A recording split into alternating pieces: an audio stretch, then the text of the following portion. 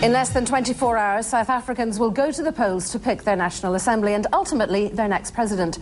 As voters get ready for Wednesday's election, all signs point to African National Congress President Jacob Zuma as South Africa's next leader. But Zuma isn't taking any chances. He's calling for a big turnout tomorrow.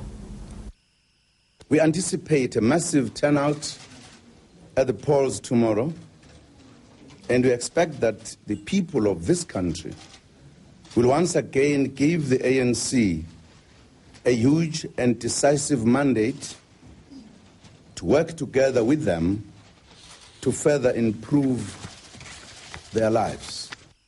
Well, Zuma is as controversial as he is popular, and critics have questioned his character more than once. But as Nkabili Mabuse tells us, that hasn't hurt Zuma's chances of becoming the next president of South Africa. Jacob Zuma's popularity has reached cult-like proportions in South Africa.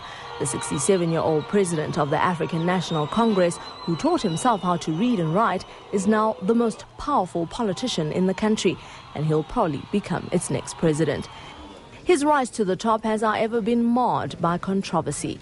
He was accused of corruption before charges were dropped and acquitted of rape in 2006.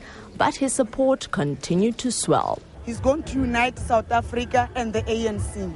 He's a humble man, nice man. He knows the people what they want. He knows how to dance a Zulu dance. Zuma also enjoys the support of those who loathe his predecessor in the ANC, Thabo Mbeki. Mbeki was seen as aloof and disconnected and intellectual, while Zuma, who rose to the top despite being born into poverty, is regarded as a man of the people. He's also admired for practicing his Zulu tradition.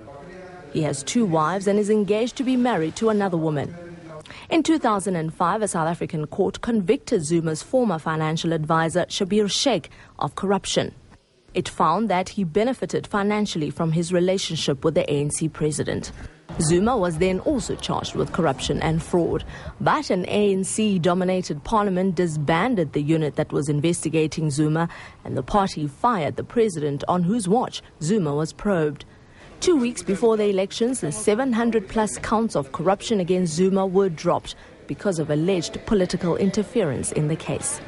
My conscience is clear.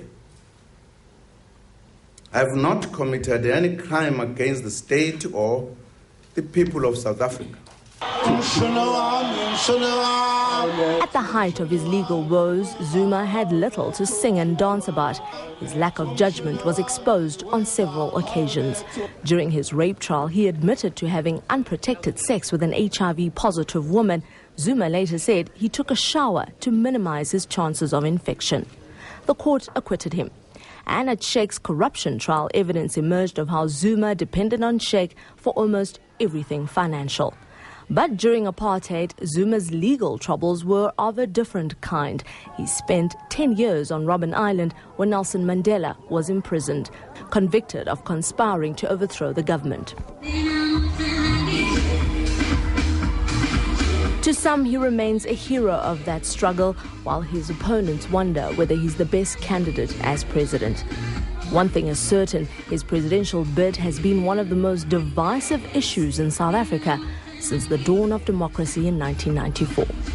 Nkabili Mabuse, CNN, Johannesburg.